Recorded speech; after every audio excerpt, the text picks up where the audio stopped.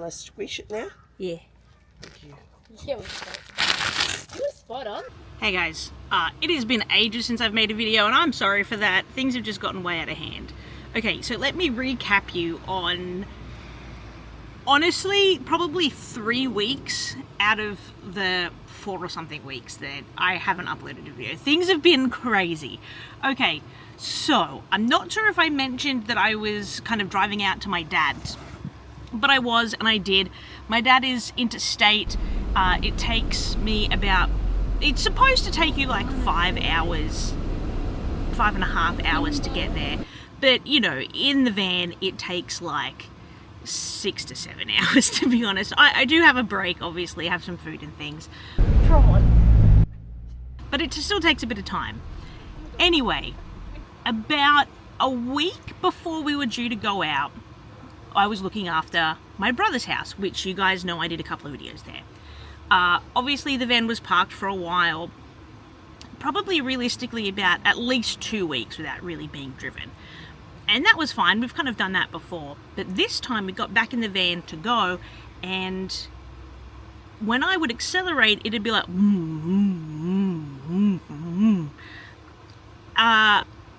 not only when I accelerated, but kind of all the time, but it was like exacerbated when I accelerated. In 300 meters, at the roundabout, take the second exit. So I'd go into like, first was kind of okay, second it happened real bad, third it happened a little bit bad, fourth it was gone, fifth it was gone. So it happened the most when I was around 2,500 RPM, and got worse as I accelerated, but I could accelerate out of it. I thought that this was going to end up being the fuel filter, right? Because it's when I accelerated, right? That makes sense to me, was when I accelerated. So I was trying my best to like accelerate through it, try to push whatever kind of was stuck in my filter or my fuel line through, because I thought, because the car had sat for a while, that's what it was. So here we go up onto this trip. We get, it's as I said, it's like 6 hours south from Brisbane, in a place called Kempsey. Real small place, not real small, but small enough. And we get Brisbane side of Yamba, which is probably like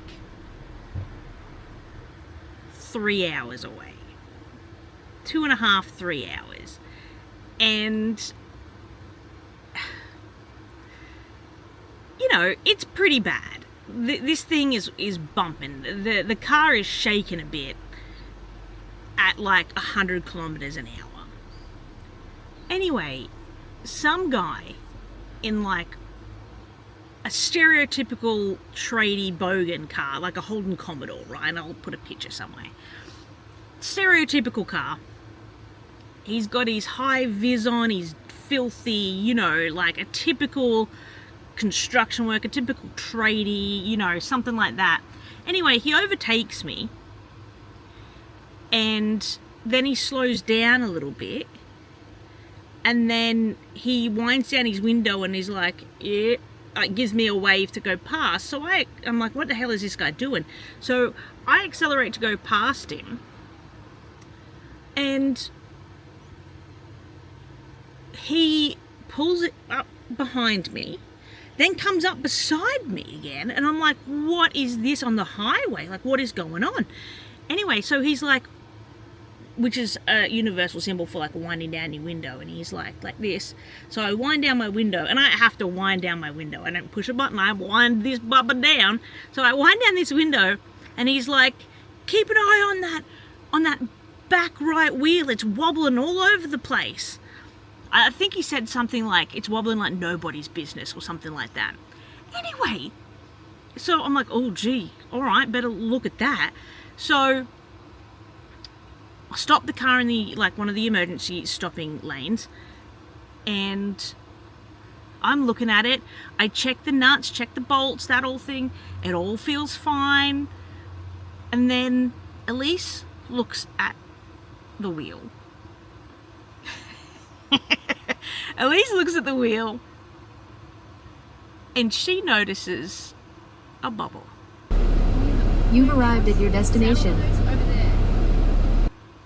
Not a huge bubble, but like enough, like a definite deformation of the tire. She's like, what's that? That's there, what is that? And I know exactly what that is. That's our tire failing, and I know that that can cause blowouts. I know that that's super dangerous. We're nowhere. We're in the middle of nowhere. There is nothing but farmland around where we stopped. And so I call up Dad, because we do have a spare tire under the car, but I don't have a jack. So all of this is rectified, by the way. I have everything that I would possibly need now, but I didn't at the time, okay? So don't yell at me. So I call my dad, who is still like 2.5 hours away, 2 hours away at least. It's like 6 p.m.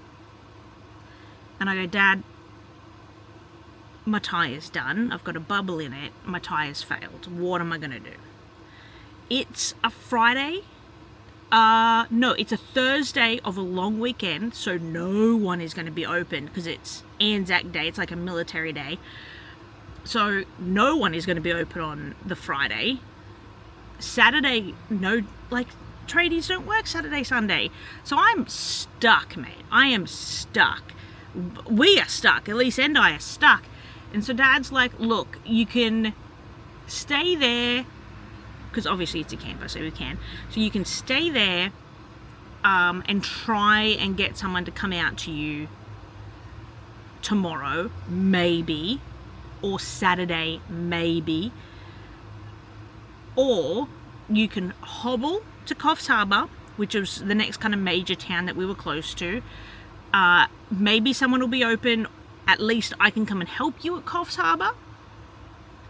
Alternatively, you can just stick it like 80 kilometers and just hobble the whole way home, like back to his house. And so I go, okay, look, I'm going to try and hobble because, I mean, it's been fine so far, right? It's been fine for like 200 Ks. And I know it doesn't work like that, but, you know. So I'm like, okay, look, at a minimum, I'm going to try and hobble to Coffs Harbour. If I don't feel safe, I'm going to stay at Coffs Harbour. If I feel okay about it, I'm going to continue on to Kempsey.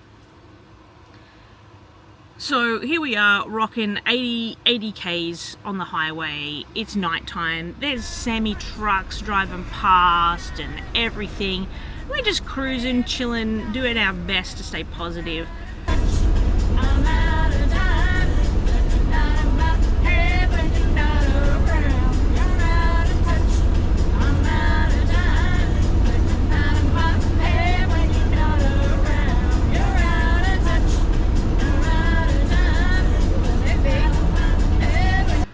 Nothing happens. Nothing happens. We got into Kempsey, all safe and sound. Thank God for that. Anyway, so we got in, all safe and sound. The next day, Dad's looking at the spare tyre. Oh, What's this bit of wire? I don't know. Brake lights? I don't know.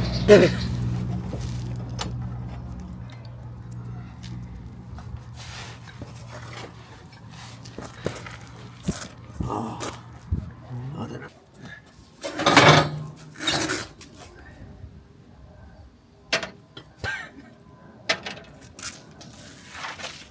You right?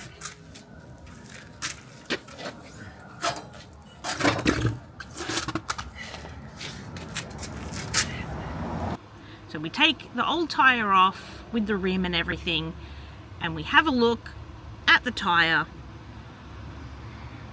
It's a completely different size. Well, when I take that off, I'll put this one on. But these numbers are completely different. So this is 185. 245. Yeah. 245. We'll try it. No, it's not going to work. Why? Because it's a different wheel completely. This is 185 with a rim of 14, speed C. That's a 205, rim 15. Yeah, but this is your spare. That doesn't mean it's the right fit. But it's going to have to do you until you get that one fixed. So the size that we have on the van standardly, it's like the size that we should have, is a 15 inch? It's a 15 or whatever, and the one that we have underneath, 14.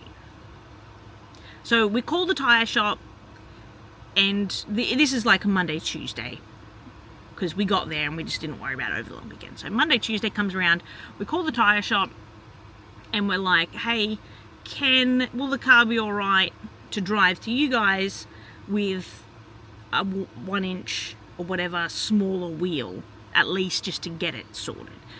And they're like, yeah, it should be good. It's not good to drive on it, but it'll do you to drive like the 5 or so kilometers to get into town to get the wheel fixed. So we put that wheel on, we drive off to we take Dad's car to the tyre place. Now, Question. this tyre and that tyre are the same size. Yeah. No, they're not. 14, 15. Righto. This is the one off the vehicle. That Yep. was a spare. Right. Does it matter if they're the wrong size just for a spare? Just enough to get it going, yeah. Yeah. Yeah. Whereabouts are you heading? No. So this is off, that's the main wheel off my highest. Yeah, Yeah. but they This- come from Queensland. This was a spare, Yeah. And but see, this has got a bulge in it. See there? Yeah, plus it's also got a bulge there too. So what I was wanting to know, can you put that size there on that rim? No, won't fit. 15, 14. If it was 14, 14, yeah? Yeah. 14, 15, no. Well, that rim will fit the car. Yeah. So Can maybe if we leave that, is it safe to keep this as a spare? You can put it on to get it. What is it off the front or rear? well, no, that's technically, off the rear. technically this is but off the rear, but this is just a spare. Yeah, that's just what This the is what van was came underneath. with. That's And the Yeah, mechanic's right, yeah. like, Yeah. So you don't know whether you're going to get a puncture in the front or the back, which it could have to go on the front or the back. But it's only going to get you there, and you're going to have to cut down on speed. Yeah. Yeah. At least to 80 kilometres. Yeah. But if you could pick up a tyre, a rim, a same rim that Then it would doesn't do, matter. then Yeah, it wouldn't okay. matter. They do all of that. $600, because all the tyres are buggered. Like, you might as well just replace them all. All the tyres, like the tread was going anyway, and the fact that one failed meant that it was going even further anyway. So we ended up getting all the tyres done. It was $150 a tyre, $600 for all 4. Anyway, so thankfully, Dad ended up paying half. I paid the other half. And they're like, all right, we'll order in the tyres. So we got all the tyres done. There was a mix-up with the tyres things. Anyway, that's negligible to the story. We got the tyres on, and I'm driving back. Elise wasn't with me at this point. Elise was with Nana. They got the tyres on, and I was driving back. And, you know, I rest my left foot. It's a clutch, right? But if you're in the right gear for a while, you know, you rest your foot. So my foot was on the bottom, and I could feel this, and it would get faster as I accelerated and slower when I deaccelerated. I'm like, okay, something's clearly still up with these tires. So I called them up on the phone, and I'm like, hey, it's making some weird noises. There's like donks happening. I said donks. There's like donks happening, and I don't really understand what is going on. And the guy on the phone from the tyre place is like, yeah, that's going to be the weights. I know exactly what that is. Bring it in. We'll fix it right now for you. So I turn around, I take it back to the tyre shop. they fix up some weights or something like that. Anyway, it stops making the noise and the car is driving so good now. So good now. So that's kind of what has been happening, or what has happened. It was very stressful driving like 2 to 3 hours on like a messed up tire, and we are very, very lucky that it didn't explode on us, to be really honest with you. But Dad was great. Dad was fantastic. Bless him, love him so heckin' much for paying for half of my tires, because that would have stung real bad. He actually paid for all of it, and as you guys know, I started a new digital marketing job, and so I had to wait till that pay came through to pay him back, and he was fine with that. That was really nice. That is wonderful. It was a crazy time. I hope you guys have enjoyed the B-roll that I've added in this, in between this story, and I hope it's made sense. Hopefully my editing is held up. But yeah, I did video Elise coming out to feed the horses, because that was like the primary reason I was down at Dad's, to look after the little farm that he has. So I will upload that. It's obviously not van related, but who cares at this point? It was so funny. She freaked out so much. It's going to be the second time she fed the horses, but it's a great little video. I'll upload it like in the next couple of days. It'll be like an off schedule video. We'll make it something like that. The next big video I have planned is with Starlink, because we ended up getting Starlink now that we've got a little bit more income coming in. And I gotta be honest, it's pretty heckin' cool. So I'll run you through all of that. I've got all the tools to do electricals, measurements and stuff with Starlink.